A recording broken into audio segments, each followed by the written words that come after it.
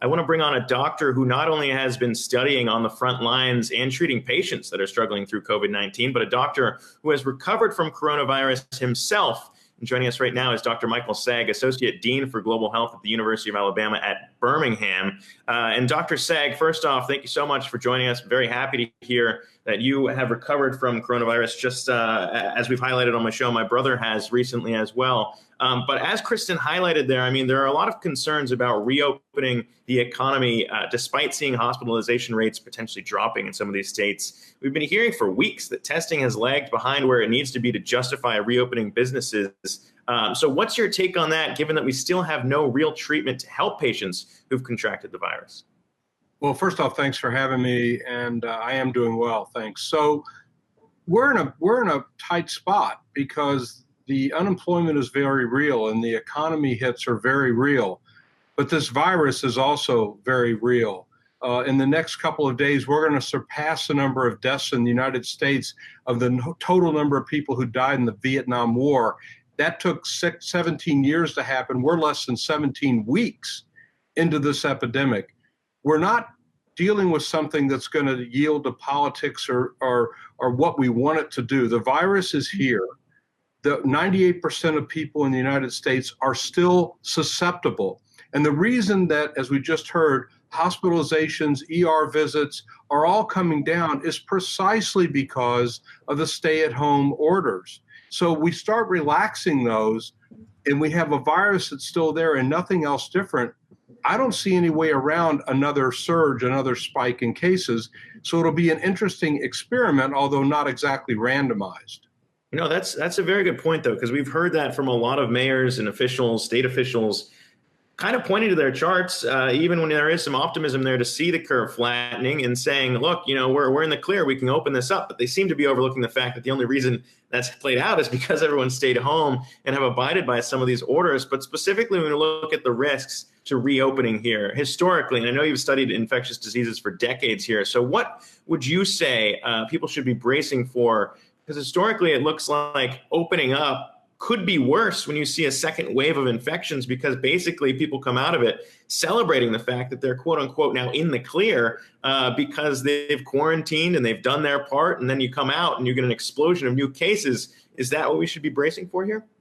I think we should be prepared for that.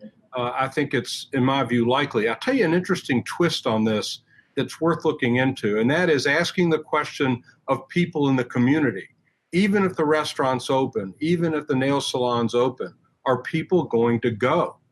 The people I talk to in my neck of the woods say, I don't care if they're open or not, I'm still staying at home. I don't want to catch this. So some of the states may reopen and find that the flood of people to businesses isn't nearly what they expected. Yeah, and the other thing too is, I mean, even like people who fall in your situation, who have battled through, who have survived and recovered from COVID-19, there's still question marks right now around antibodies and whether or not you can fall victim to another infection here when we think about that. I mean, what's your thinking around that as a doctor who studied this in kind of the thinking? I understand you're still working with patients and you're still wearing PPE to kind of protect yourself, because that's a really real risk here. Right. I have been tested with a really good test for antibody, and it turns out I've got a lot of antibody. Great. The question still is, what does it mean? And we're hoping that it means I'm protected, but I'm not going to bet my life on that. So when I go in to see a patient, I'm going to be wearing, and I do wear, full protective equipment because I'm not sure. And if, this is a horrible thought, but if I'm not protected and other people like your brother are not protected, that's horrible news, because not only does that mean we can get reinfected again, it also means that the prospects for a vaccine plummet. Because if a real infection doesn't create protective immunity, how is a vaccine going to work? So we're banking a lot on this to happen, and we need a little bit more time to prove it. I'm hopeful. I think it will be the case that I'm protected, but I don't have proof of that right now. No, I mean, we don't have proof of that, and there have been a lot of question marks around that vaccine, but that has kind of been the only thing that people would say definitively. At that point, everyone can go back to normal. Until then, you're still going to have to walk around with a mask, even if businesses reopen, since that is a real risk. But when you look at that actual front, the vaccine front, It's kind of shocking to hear you say that, you're not hopeful that this could actually play out. I know that's not what people are hoping for, but what are the hopes there on the vaccine side right now for the timeline, and how far out do you still think we are? Well, what I know on a good note, a happier note, is that there's lots of vaccines in development. That's great news. And that's our science from 30 years of virology coming into the fore. In just less than 3 months, we've got multiple candidate vaccines. That's amazing. Those are all going into testing now. There'll probably be 3 or 4 candidate agents by September or so. Those will go into phase 3. And what that means is we have to test them against a large number of people and a lot of different types of people with immune deficiencies, people with other underlying conditions, to see if they're protected. If we get that all through the process, we find a winner, then we've got to scale up. And that's going to take a lot of time. We're looking in the U.S. at probably 600 million doses that we might need a vaccine, and that's overwhelming. It's breathtaking, but I think we can do it. It's just going to probably take 1.5 to 2 years to get it done. Yeah, and at least, to build on that news, optimistic, certainly to see some of the billionaires and philanthropists on the front lines, Bill Gates definitely pouring in a considerable chunk of money into those efforts to make sure that you can ramp up those vaccines if they prove suitable here. But when we look at treatment, since you've raised that, even in your own battle, it sounds like you decided to be treated with hydroxychloroquine and azithromycin, that combination that President Trump had earlier touted as potentially helpful, though we are learning more about the risks associated with that in terms of how it could lead to heart complications and even lead to death in some patients. So what did that firsthand experience of you at the time kind of taking a chance on that treatment teach you about decisions that are being made on the front lines right now? Well, I think it underscores the desperation, for lack of a better word, of what people with this infection feel like, especially when they don't know if in the next hour they're going to crash in terms of breathing problems. You're going to do what you need to do.